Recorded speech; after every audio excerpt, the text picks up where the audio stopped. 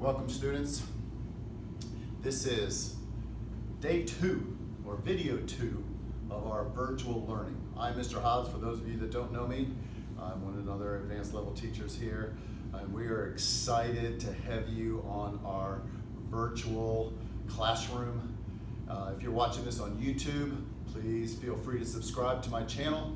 If this is just on Classroom, well, just enjoy the watch. We want to thank Miss Guthrie for all of her hard work putting these PowerPoints together, and Miss Wisenhunt worked with her on that. Miss Wisenhunt did all the Google Forms, and so they just said, hey, Mr. Hobbs, can you just talk? So that's what I am here to do. And so Miss Michon, I'm assuming, just went through and did a great job talking about the individual gas laws, Boyle's Law, Charles' Law, Gay-Lussac's Law. And in talking about that, she talked about pressure and how a barometer works. And I just have this right here, and you probably can't necessarily see, but this is a big old test tube that's full of water. But when I lift it off the bottom of the beaker, the water doesn't come out. And you learn through Ms. Michon's lecture that the reason why is because the atmosphere, the 100 miles or so of air above us, is pushing down on the surface of this water. If this water were to come out, this water is going to want to come up. Well, the atmosphere is pushing down saying, no, no way, And so as a result, it's holding the water up. The same thing as if you take your straw at McDonald's, put your finger over the end and take it out of your soda, the soda doesn't come out. And that's because atmospheric pressure is pushing on the bottom of that. So if we were to actually want to use water to make our barometer, it would have to be over 33 feet tall. That's like, I'm on the 3rd floor, it's from here down to the ground. That's a big old test tube. We don't want to do that. So instead they use mercury. And so mercury is 13.6 times heavier, more dense than water. So it would only take a column 760 millimeters of mercury tall. So that's why we measure pressure in terms of millimeters of mercury. How much mercury will the atmosphere, or whatever gas we're measuring, how tall of a column will it support?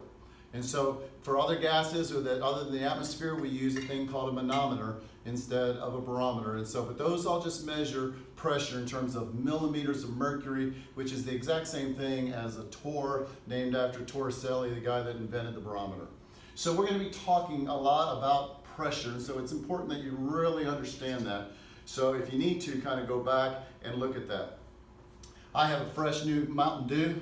Let's pop it open. You pop open whatever drink you have with you, and hey, let's get busy. For those of you that don't have me in class, Mountain Dew is the energy source that keeps me going. So here we go. The ideal gas law. With Miss Michon, she ended up with these 3, or actually 4 gas laws, just the relationship between pressure and volume, volume and temperature, pressure and temperature, and then you put them all together with nothing held constant. So all of those things are great, and they all show the relationship between the two, but they don't do anything with grams or moles. So what we want to do today is we want to look at a gas law that really just covers everything. And so they aptly named it the ideal gas law. It's ideal for just about anything gases. We know in Boyle's Law that volume and pressure are inversely proportional. As one goes up, the other goes down. Pressure and temperature, volume and temperature are both directly proportional, okay? But if we want to add in quantity, moles, you know everything in chemistry revolves around moles. Amadeus Avogadro, the same guy for Avogadro's number, he came along and he was studying the gases, and he found out that equal volumes of gases under the same conditions of temperature and pressure contain the same number of molecules. So if I have 3 different gases, let's just say I have chlorine gas, hydrogen gas, oxygen gas, 3 different gases in these balloons. All 3 of these balloons are about the same size. That tells me that, okay, they're at the same temperature, they're in the same room, they're at the same pressure. That means I have the same number of molecules of each gas in here. Doesn't matter how big or small the molecule itself is. There's so much space in between the molecules of a gas. The size of the molecule is irrelevant.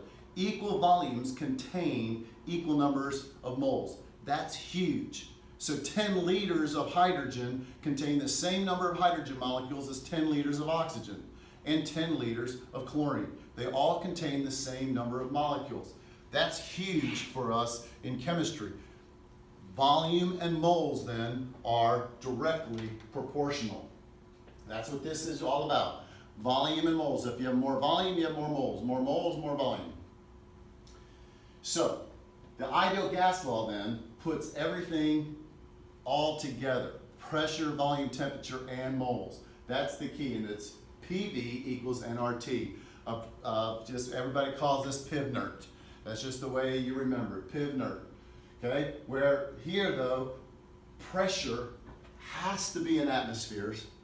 Volume has to be in liters because we use a constant this time. And so the constant is calculated in these units. Therefore, you must use appropriate units. In Boyle's law, Charles' law, Gay-Lussac's law, you can use any units except temperature always is Kelvin.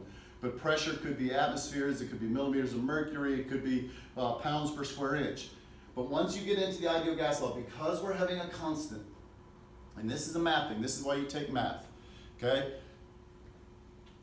In math, you say y is equal to kx. Well, that's a direct proportion. As x gets bigger, y gets bigger. But to make it an equality, you have to put a constant in there. Anytime you have two things that are proportional to one another, to make it an equality, to make it an equation, you have to put a constant. Well, we know that pressure, volume, and temperature and moles, they're all related to one another. They're all proportional. Well, in order to make it an equality, we have to put a constant in.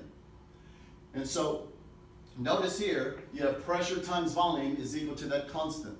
And so that means that they're inversely proportional. But pressure divided by moles is equal to the constant. That's going to mean they're directly, and pressure divided by temperature, volume divided by temperature. Those are all the direct proportions. So this is really all those laws combined together just into one. We just have moles now associated with it. So it's really, it is an ideal equation, okay?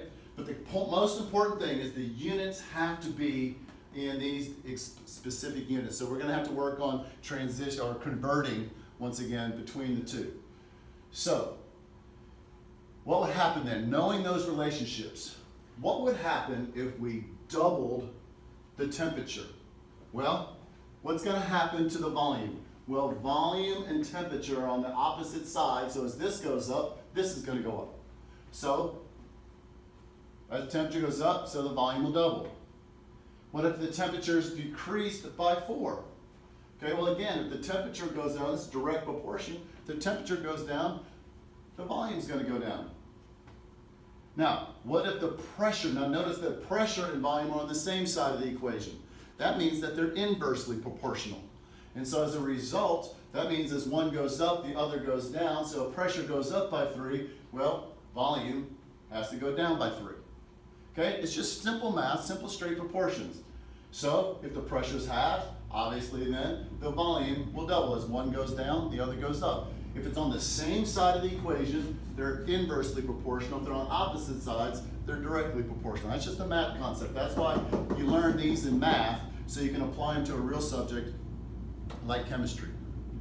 And then lastly, the amount of moles. If we, what does it say, triple the moles, well then we're going to triple the volume because it's on the opposite sides, so it's directly proportional. Okay? So that's just a relationship there that it's really nothing new. It's just putting all of the equations again into one ideal equation.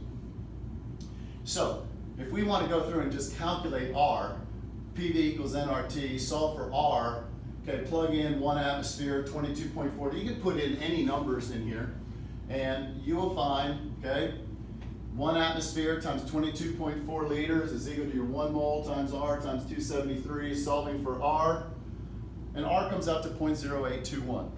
Now, if you go and look up stuff, you can find that if you put the pressure in terms of 760 millimeters of pressure, then you get a different value of R at 62.3, okay? If you use thermochemistry, we use joules, we use a different value, but so R has, depending upon what units you calculate in, R can be a different number, But for us, just to keep it simple, we're always going to use 0.0821. Liter, atmospheres, Kelvin, moles. And the units on R, which will always be given to you, these units are going to tell us that pressure has to be in atmospheres, moles, volume has to be liters, temperature has to be in Kelvin. The units on R tell you the units that everything else has to be calculated in.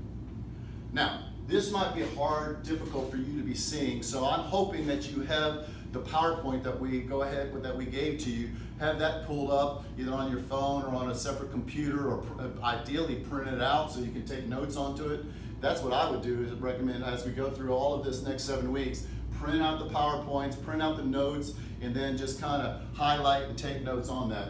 And so this is going to be important. So R is the ideal gas law constant. It's always 0.0821 liter, atmospheres, Kelvin, mole, but that number is always going to be given to you. So let's just look at a practice problem.